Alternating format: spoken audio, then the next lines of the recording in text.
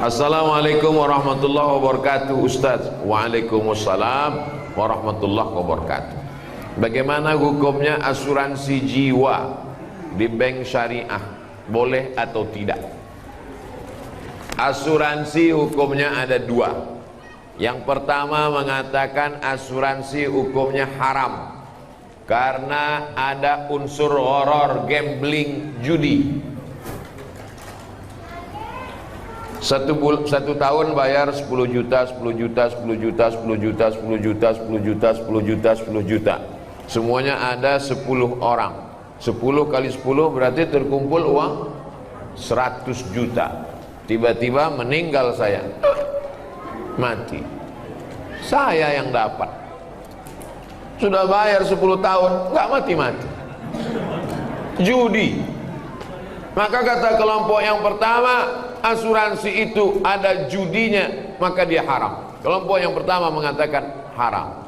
Kelompok yang kedua mengatakan asuransi itu halal, boleh. Kenapa? Karena di dalamnya ada unsur ta'awun, tolong menolong.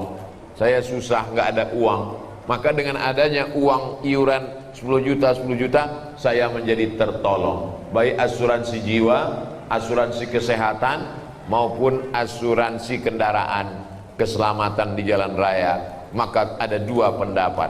Begitu kata Syekh Ali Jum'ah dalam kitab Fatawa Mu'asirah, fatwa kontemporer. Silakan pilih antara dua ini, karena asuransi tak ada zaman Nabi. Saya milih judi Pak Ustadz, kalau begitu haram. Saya milih tolong menolong Pak Ustadz, kalau begitu boleh, silakan. Tapi konsisten. Jangan ketika nggak dapat dibilang haram, pas dapat halal. Ustadz sendiri, saya tidak pakai asuransi jiwa, saya tidak pakai asuransi kesehatan, saya tidak pakai asuransi kendaraan. Terus pernah tabrakan? Sering.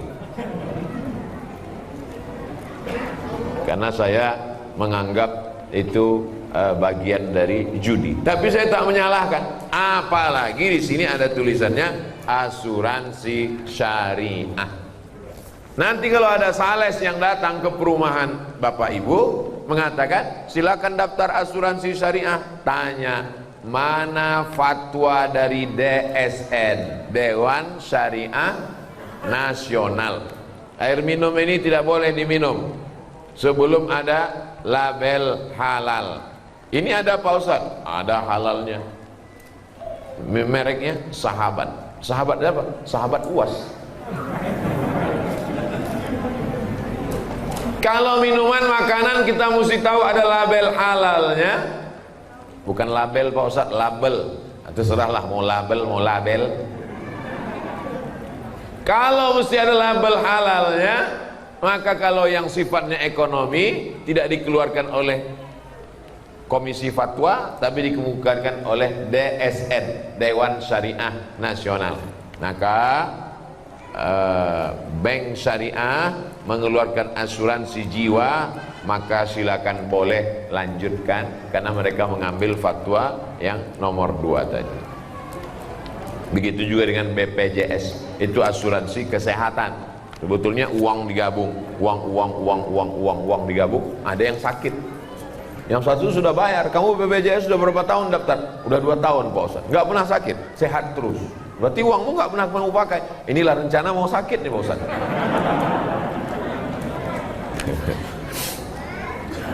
Assalamualaikum Pak Ustaz. Waalaikumsalam warahmatullahi wabarakatuh. Saya bekerja di swasta. Sebagian besar saham dimiliki non muslim dan saya menerima gaji setiap bulan. Namun per bulannya ada sumbangan rutin dengan nominal tertentu ke yayasan, tak saya sebut nama agamanya, menjaga kode etik jurnalistik, di mana situ sifatnya wajib bukan sukarela. Apakah kami nanti di akhirat saat dimintai pertanggungjawaban kemana uang sumbangan ini? Bagaimana hukumnya bekerja di perusahaan non muslim? Pertanyaan ini ada 2 pertanyaan bercabang. Pertanyaan pertama, apa hukum kerja di tempat non muslim? Nabi punya menantu namanya Sayyidina Ali bin Abi Thalib, menantu Nabi. suami dari anaknya Sayyidatuna Fatimah. Pindah ke Madinah, kerja di rumah orang Yahudi. Kerjanya menimba air orang Yahudi. Susah, nggak ada duit, ngambil upah menimba air. Dilaporkan ke Nabi, ya Rasulullah, Ali kerja di rumah orang Yahudi. Apa kerjanya? Menimba air. Nabi tidak larang. Itu hukum boleh bekerja di tempat non muslim selama tidak terkait masalah akidah. Kalau sudah terkait masalah akidah, dilarangnya untuk sholat, wajib ikut ritual dia. Wala ana abidu ma'abattum wala antum abiduna ma'abud lakum dinukum. Tak boleh. Bekerjanya kalau tidak ada hukum terkait dengan akidah boleh. Yang masalah nomor 2 adalah nyumbang. Setiap uang yang keluar dari kita akan ditanya an malihi, harta yang kau keluarkan akan ditanya min ainak tasabahu, dapatnya dari mana, wa fima anfaqahu, dipakai untuk apa. Kalau umur pertanyaannya satu, umur kemana kau habiskan. Kalau ilmu pertanyaannya satu, sudahkah kau amalkan. Kalau badan pertanyaannya satu, sudah kau pakai untuk apa kaki dan tangan, mata, telinga, lidah. Tapi kalau harta pertanyaannya 2, dapatnya dari mana, dipakai untuk apa. Dapatnya dari mana? Halal, kerja. Tapi dipakai untuk apa? Jangan-jangan dipakai untuk program keagamaan. Tapi Pak Ustadz, saya kerja di situ, pemegang sahamnya mereka. Kalau saya keluar dari sini, nanti saya tidak. Kalau ada tempat kerja lain yang kira-kira selamat daripada nyumbang untuk program agama, boleh. Tapi kalau tidak ada lain, pilihannya 2, mati dengan kerja ini. Pilih mana? Jangan pilih mati, nggak boleh. Silakan kerja. Mudah-mudahan uang itu dipakainya untuk sosial, bukan untuk penyebaran agama, insya Allah. Tapi kalau masih ada alternatif lain, hanya beda-beda sekian gajinya, ini lebih rendah tapi selamat dari nyumbang untuk program akidah orang lain, maka pilih. Syukur-syukur dia mau. Boleh nggak Pak, saya orang Islam, uangnya dipakai untuk Masjid Darul Falah. Boleh, silakan kata dia. Silakan pakai untuk Darul Falah. Tapi bulan depan kau nggak di sini lagi. Oh, bahaya Pak Ustadz. Nah, itu hukum darurat membolehkan yang terlarang. Ad-darurat tubihul mahzurat. Demikian, wallahu a'lam bishawab.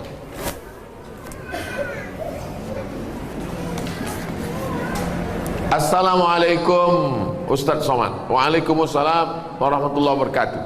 Kalau punya hutang sholat bertahun-tahun, bisa nggak dibayar ketika sholat rawatib? Tidak satu, dan tidak boleh mengerjakan sholat sunat. Pertanyaannya 2, bercabang juga. Dulu akil baliknya umur 10 tahun. Umur 10 tahun akil balik, mulai wajib sholat. Lalu dia tidak sholat, dia belum hijrah, nggak ngaji. Lalu kemudian sekarang baru dia sholat. Saya baru sholat Pak Ustadz. Kapan? Subuh tadi. Umur berapa sekarang? 40. Berarti 30 tahun tidak sholat. Maka sholat-sholat yang lama selama 30 tahun itu dia qadha. Qadha artinya ganti. Qadha bukan tempat cuci tangan, itu kobo. Di qadha, yang lalu-lalu di qadha. Sekarang teknis mengqadhanya bagaimana? Selesai satu sholat langsung qadha. Habis maghrib nanti langsung qadha. Maghrib yang pertama dengan imam itu namanya ada. Usolli fardhul maghribi thalatha raka'atin adaan. Setelah maghrib dia qadha. Usolli fardhul maghribi thalatha raka'atin qadaan. Salat. Habis isya juga dia qadha. Berapa lama? Selama salat itu dia tinggalkan. 30 tahun Pak Ustaz.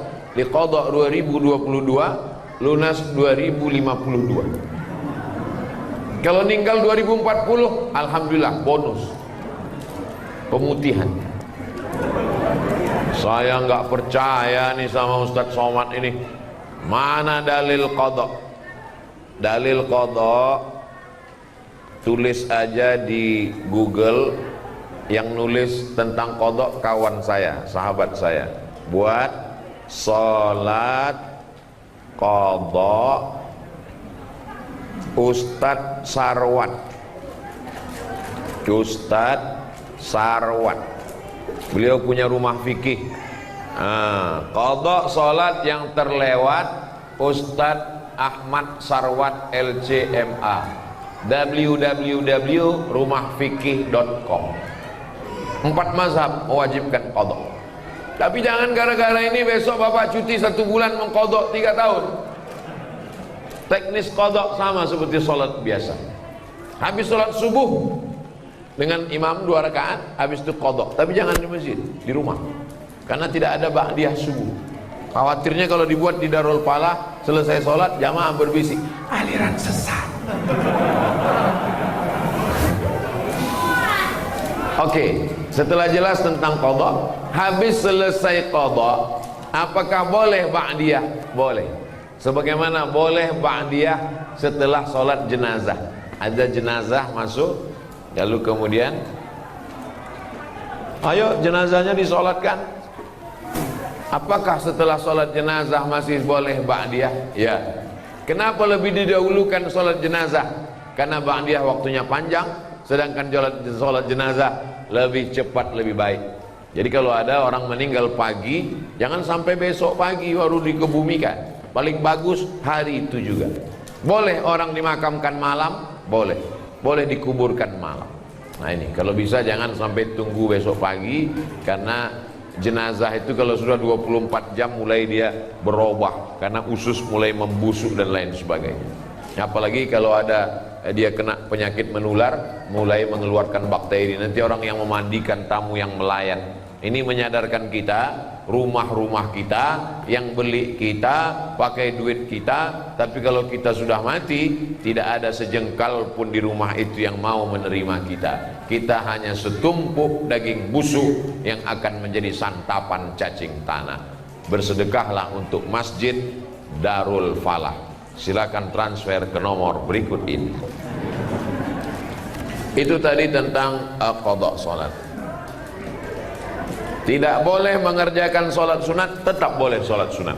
Orang yang belum selesai qadhanya tetap sholat sunat duha, tetap sholat sunat tahajud, tetap sholat sunat qabliyah dan ba'diyah. Jangan nanti kamu nggak sholat sunat, saya masih banyak utang. Enggak, tetap sholat sunat. Assalamualaikum warahmatullahi wabarakatuh. Ustaz. Waalaikumsalam warahmatullahi wabarakatuh.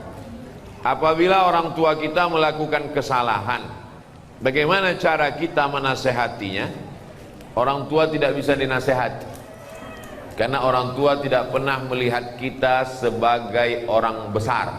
Di mata orang tua, kita tetaplah anak kecil yang baru pandai berjalan. Jadi kalau kita ceramahi orang tua, dia bukan dengar, dia melihat kita sebagai lucu. Aku lucu ngelihat ente, anak kecil kok pandai ngomong, katanya. Jadi kalau kita mau ngasih tahu orang tua, pakai lidah orang lain. Kalau di tengah keluarga ada orang yang lebih tua yang dia hormati, melalui lidah dia. Kalau dia punya ada ustadz yang dia dengar, kiai, kalau dia hormat kepada Habib, pakai lisan, pinjam. Ustadz Somad, ya, ibu saya senang dengar ceramah ustadz, tapi dia masih suka ceritakan aib orang. Kira-kira kalau ustadz yang ngomong nanti dia dengar, kalau saya ngomong dia marah. Ustadz mau nggak nanti di masjid judul ceramahnya sampaikan bahaya bicara aib orang lain? Oh boleh. Bahaya bicara aib orang lain. Selesai pengajian datang ibunya. Ustadz tadi dibisiki anak saya ya. Saya termasuk ustadz yang ceramahnya nggak bisa dipesan. Saya menyampaikan apa yang saya mau. Saya tidak mau menyindir-nyindir orang melalui pengajian. Jadi kalau ada orang tuanya tidak sholat, jumpakan saya. Saya jumpa, Pak, Bapak sudah tua. Nanti Bapak kalau mati tempat Bapak neraka jahanam. Cepat-cepat sholat. Saya kalau diundang ke kantor, dipesan, Ustadz ceramah tolong jangan singgung-singgung masalah jilbab, karena istri kepala dinas belum berjilbab. Saya bahas itu. Yang tidak pakai jilbab, neraka jahanam tempat. Makanya banyak tempat ceramah wal awwal wal akhir. Itu yang pertama dan terakhir. Saya tak pandai menyindir-nyindir orang melalui ceramah. Saya mau ngomongnya langsung to the point. Jadi pakai orang lain, karena orang tua tidak pernah menganggap kita besar dalam pandangan dia. Kadang anak-anak muda ini kalau udah ikut pengajian, pulang-pulang mau menceramahi orang tua. Pulang ceramah, pengajian, panggil orang tua. Papa sini, mama. Ya ayyuhalladzina amanu. Oh, nggak bisa begitu. Dia lebih banyak makan asam garam dari kita. Karena banyak makan asam garam, itulah maka darah tingginya kuat. Assalamualaikum Ustaz. Waalaikumsalam. Bagaimana sikap kepada saudara yang murtad? La yahillu damu mri'in muslim illa bi ihda salas. Tidak halal darah orang muslim ditumpahkan kecuali dia melakukan 3. Siapa yang melakukan 3 maka boleh dipancung kepalanya, mati. Yang pertama, an-nafsu bin nafsi, pembunuh. Dalam Islam pembunuh tidak dihukum penjara, tapi hukum pancung. Yang kedua, as-sayyibuz zani, sudah menikah, punya istri, punya suami tapi berzina, maka juga dihukum mati, ditanam setengah badannya, dilempar batu pakai mati sampai mati. Yang ketiga, at-tariku lidinihi al-mufariqu lil jamaah, orang yang murtad meninggalkan agama Islam maka dianggap pengkhianat, maka dia dihukum mati, hukum pancung menurut hukum Islam. Tapi kita tidak pakai hukum itu, kita pakai hukum konvensional. Apalagi liberal sekuler bebas, orang gonta-ganti agama seperti ganti sendal, seperti ganti baju. Pakai baju ini tipis kedinginan, pakai baju tebal. Pakai baju tebal kepanasan, pakai baju tipis. Enak saja. Bahkan di podcast orang murtad enak aja ngomong seenaknya menghina agama, tak bisa ditegakkan. Jadi bagaimana sikap kita sebagai keluarga? Jangan putuskan, karena kalau putus dia semakin nyasar, semakin jauh. Kalau masih ada nomor handphonenya, tetap tiap hari kau mesti balik kepada Islam. Wa may yartadda minkum an dinihi, siapa yang murtad dari agama Allah maka dipancung kepalanya. Lalu kemudian mesti dikasih tahu, kau nanti kalau mati tidak diterima Allah. Wa may yabtaghi ghairal islami dina, siapa yang mencari agama selain Islam, falan yuqbala min, maka dia tidak akan diterima Allah. Wa huwa fil akhirati minal khasirin, di akhirat termasuk orang rugi, karena masuk neraka khalidina fiha abada, kekal selamanya. Jangan pernah berhenti mengajak dia untuk balik ke agama Islam sampai akhirnya dia mati. 2 kemungkinan, kita capek lalu dia mati, atau kita lelah, kita mati duluan. Yang penting kita sudah melaksanakan amar ma'ruf nahi mungkar. Adapun berbaik-baik menganggap ini bukan masalah, maka kita sudah melakukan setuju dengan perbuatan mungkar. Man ra'a minkum mungkaran, siapa yang melihat perbuatan mungkar, falyughayyir biyadihi, rubah dengan tangan. Fa illam yastati, kalau tak sanggup dengan tangan, fa bilisani, dengan lidah. Kalau tidak sanggup dengan lidah, dengan hati. Jangan diam, karena diam berarti as-sakitu anil haq syaitan akhras, orang yang diam terhadap kebenaran diinjak-injak. Orang minum khamar aja kita tak boleh diam. Innamal khamru khamar, wal maisir judi, wal ansab menyembelih binatang untuk berhala, wal azlam mengundi nasib, rijsun najis min amali syaitan, perbuatan syaitan. Fajtanibu, jauh. Apalagi yang lebih hebat daripada zina, lebih hebat daripada minum khamar, apa dia? Murtad. Nauzubillah. Mudah-mudahan Allah selamatkan keluarga, tetangga, anak cucu kita dari murtad. Luar biasa gerakan pemurtadan sekarang. Dinikahi, pura-pura masuk Islam, setelah punya anak dia ancam, kalau kamu mau tetap suami saya, ikut agama saya. Kalau kamu tidak mau, saya tinggalkan. Perempuannya tidak kerja, tidak ada duit, takut, akhirnya murtad. Pemurtadan dengan cara nikah, pura-pura masuk Islam, robah KTP, habis itu punya anak 1, murtad, tak terhitung jumlahnya. Makanya anak-anak ibu kalau pacaran, lihat dulu agamanya. Jangan karena mobilnya lalu dinikahkan, jangan karena pekerjaannya, karena PNS-nya, karena jabatannya, rugi. Allah selamatkan. Tidak apa-apa kejam-kejam, marah-marah sedikit, lebih baik daripada nanti menangis di akhir masa. Kakek-kakek, nenek-nenek umur 70 tahun datang ke kantor Basnas. Waktu itu saya dewan sosialisasi Basnas. Ustadz Somad nggak usah ikut rapat. Kenapa Pak Ketua? Ustadz itu ada mau orang konsultasi. Ada apa Pak? Anak saya perempuan nikah dengan non muslim, dia mau alaf masuk Islam. Setelah anak 3 dia murtad. Sekarang 5 keluarga saya murtad Pak Ustadz. Anak saya, mantu saya, cucu saya 3. Saya waktu itu ragu mau ngasih tahu tegas, siapa yang saya takut saya gitu dua-duanya meninggal. Saya bilang bapak pulang aja ke rumah, makan enak, banyak-banyak zikir, banyak-banyak doa, mudah-mudahan Allah balikkan hatinya. Sudah tak tertolong lagi, bagaimana caranya? Ini berawal dari kenapa bisa anak nikah dengan orang tidak seakidah.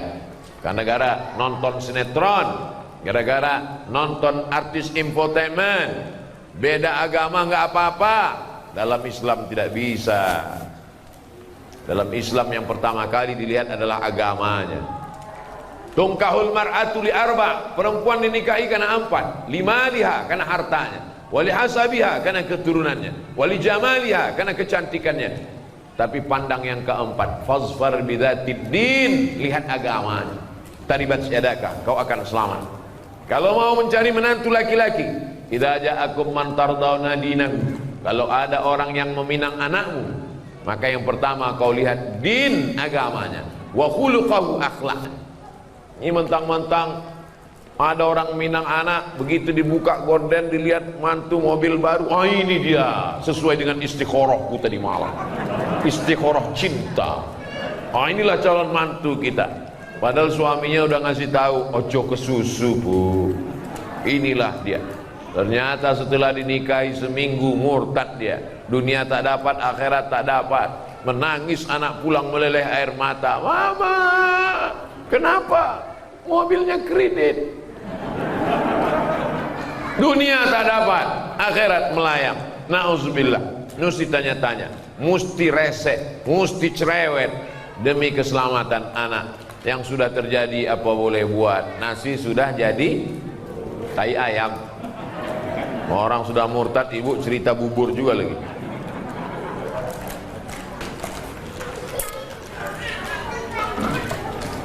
Apakah orang tua bertanggung jawab terhadap anak yang mabuk, yang sakau, yang pacaran, yang minum khamar? Kullukum ra'in, setiap kamu adalah pemimpin. Wa kullukum mas'ulun ar-ra'iyatih, setiap kamu akan ditanya tentang yang kau pimpin. Saya akan ditanya tentang anak saya. Maka anak keponakan saya laki-laki, adik saya laki-laki, adik laki-laki punya anak perempuan. Kalau dia meninggal, kalau meninggal adik saya yang menjadi walinya. Maka adik keponakan perempuan saya wajib masuk pesantren. Karena kalau bapakmu meninggal, aku walimu. Aku yang menikahkan, aku tanggung jawab di hadapan Allah Subhanahu wa taala.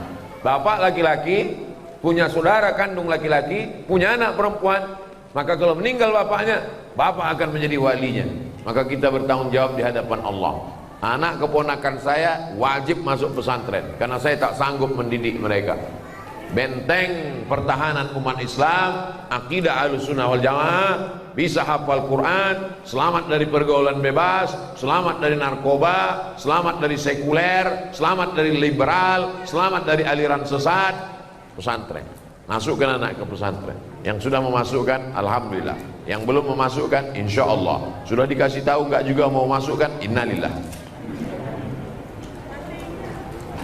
Kalau sudah dimasukkan ke pesantren, sudah dididik, tetap juga dia buat dosa, kita tidak tanggung jawab. Wala taziru waziratun wizra ukhra, orang tidak menanggung dosa orang lain.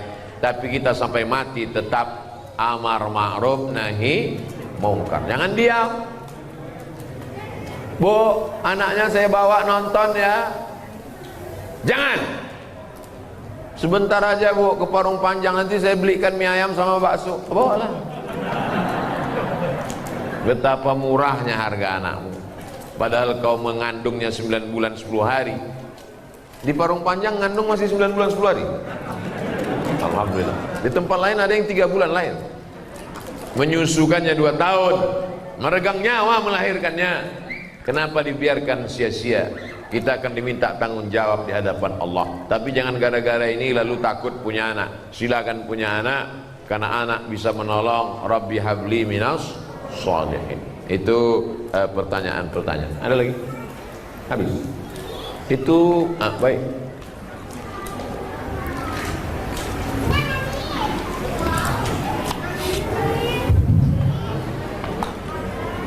Assalamualaikum Ustaz. Waalaikumsalam warahmatullahi. Pertama saya meminta kalau saya ini biasakan khususnya buat saya, umumnya buat memahami diambil ilmunya Ustaz. Terus yang saya pertanyakan ini Ustaz, tidak ingin tinggalkan di ilmuwan itu sangat heterogen Ustaz.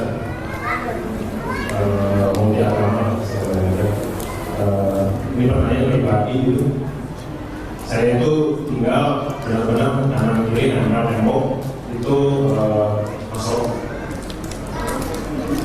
Niat saya bukan kabur, saya pengen mungkin ini pada saya itu saya pengen melihatkan adab sama akhlak Muslim itu seperti ini. Jadi tidak termakan sekarang metaverse ya gimana adab saya terhadap tetangga saya yang berkenal tembok, kebetulan dia Nasoro, pada blog dia punya juga, terus saya punya anak kecil. Saya pengen berhubungan baik sama beliau, karena kita juga berbagi makanan gitu. Tapi saya tahu tetangga saya ini makanan tidak halal gitu. Gimana cara saya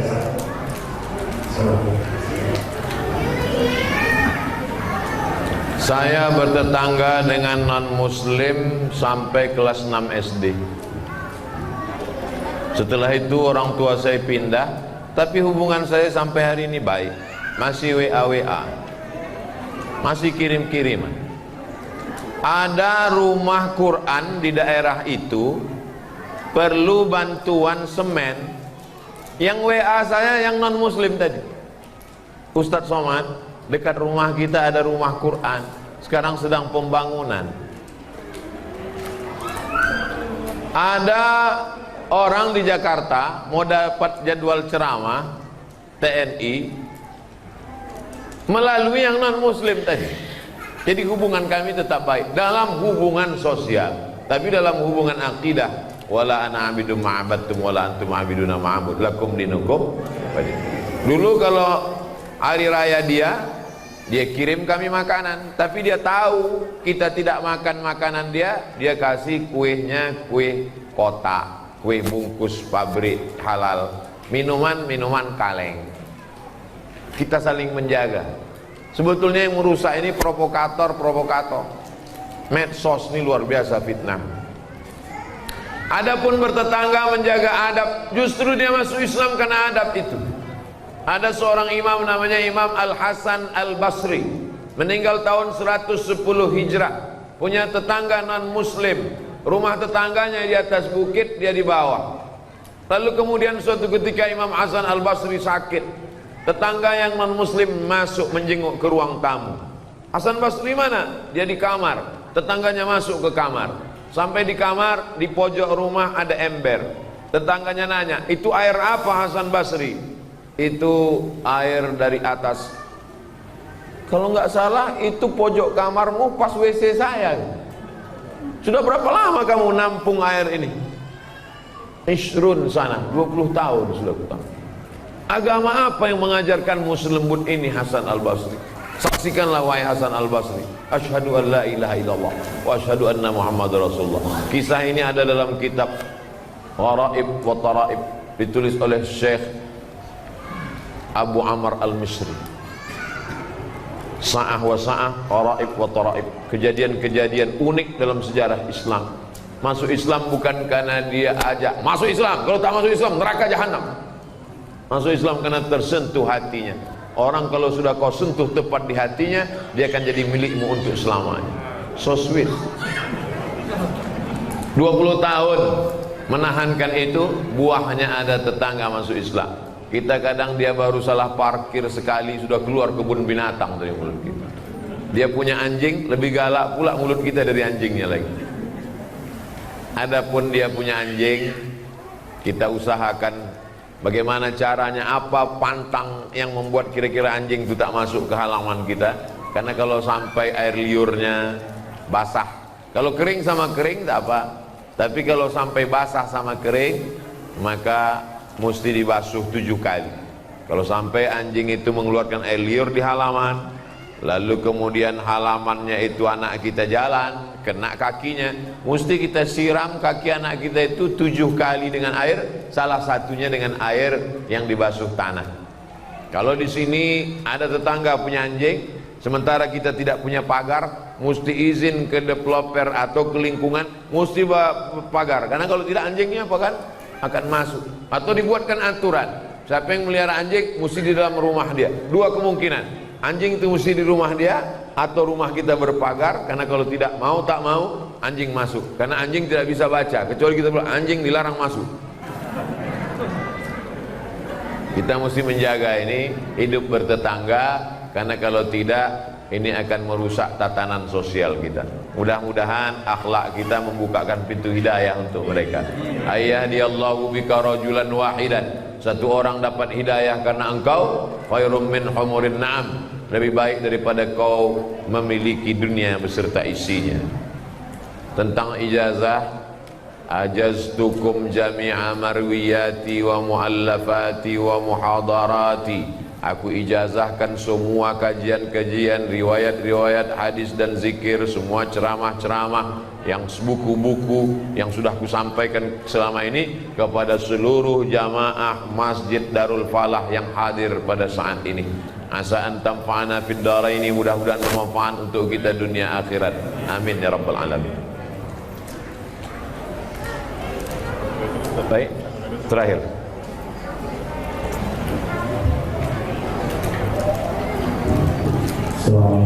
Waalaikumsalam warahmatullahi wabarakatuh.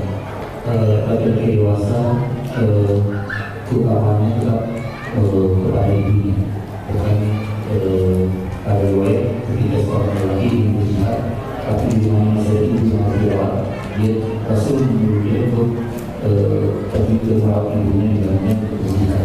Adanya utama itu sangat luar biasa di pertahanan Islam. Pertanyaannya adalah ketika misalnya saya mengingat di rumah ibu saya pada saat sholat subuh, ada keinginan saya untuk sholat di masjid, tapi ibu saya sangat ingin sekali berjamaah dengan saya di rumah. Mana yang utama? Saya tetap jalan ke masjid atau saya menyenangkan ibu saya untuk berjamaah di rumah? Terima kasih. Waalaikumsalam warahmatullahi wabarakatuh. Datang seorang laki-laki menjumpai Nabi Muhammad SAW. Ya Rasulullah, izinkan aku perang jihad fisabilillah, aku mau mati syahid. Kata Nabi, alaka min ummin, ibumu masih hidup? Ya, ada di rumah. Ilzam rijlaiha fasammal jannah, kau urus tapak kakinya, kau dapati surga di sana. Kalau telapak kakinya kau urus, kau dapat surga. Apalagi kalau kau urus kepalanya, tangannya, badannya, makannya, pakaiannya. Yang masih punya ibu, bersyukurlah. Kalau ibunya sudah meninggal, bersedekah. Saat ummi matat, emakku sudah mati ya Rasulullah, apa tasaddaqu anha, kalau aku bersedekah apakah pahalanya sampai untuk almarhumah? Kata Nabi, sampai. Ayu sadaqatu afdal, sedekah apa yang paling afdal? Saqyul ma, memberikan air minum. Bapak ibu yang sanggup belikan air minum kotak, sedekahkan untuk pengajian. Yang tak sanggup, buatkan sumur bor. Oh, lebih mahal Pak Ustaz. Rame-rame, satu sumur bor 2 juta, iuran dengan keluarga di pondok pesantren, mengalir pahalanya. Bagaimana kalau ibu di rumah, nginap di rumah ibu, ibunya mau sholat subuh berjamaah, sementara anaknya mau sholat subuh ke masjid? Menurut mazhab Hambali, sholat subuh berjamaah, sholat berjamaah ke masjid hukumnya wajib. Berbakti kepada orang tua juga wajib. Kalau ketemu dua yang wajib bagaimana? Lihat di rumah itu ada tak orang lain. Kalau di rumah itu anaknya 10, perempuan 9, 1 laki-laki, maka dia tetap pergi ke masjid. Maka nanti setelah pulang ke masjid dia tetap berbakti kepada ibunya. Tapi kalau dia anak tunggal satu-satunya, tak ada pembantu dan siapapun juga dalam rumah itu, kalau dia pergi dikhawatirkan terjadi sesuatu, maka yang wajib ini lebih dikedepankan daripada dia pergi ke masjid. Menurut mazhab Syafi'i, solat berjamaah ke masjid fardu kifayah. Menurut mazhab Maliki, solat ke masjid adalah sunnat muakkad. Andai bertemu dua yang wajib, maka dilihat mana yang lebih kuat di antara keduanya. Kalau anak tunggal sendirian, tak ada orang lain yang menjaga, maka wajib kau bersama ibumu, karena dikhawatirkan akan terjadi sesuatu. Sedangkan di masjid solat berjamaah tetap ada imam dan makmum, sehingga solat tetap terlaksana. Kalau sampai masjid Darul Falah ini kosong, tidak ada orang solat berjamaah, satu perumahan ini istahwadat alaihimus syayatin, satu perumahan ini diganggu setan. RT-nya kesetanan, RW-nya kesetanan, masyarakatnya kesetanan. Insya Allah kita solat berjamaah di masjid. Amin ya rabbal alamin. Untuk segala kebaikan, mudah-mudahan kita semuanya istiqomah, menjadi lebih baik daripada sebelumnya. Yang sakit-sakit diangkat penyakitnya, yang terlilit hutang ditolong lepas dari riba, anaknya menjadi anak yang soleh dan solehah, keluarganya sakinah mawaddah warahmah. Ala hazihin niyah al-Fatihah.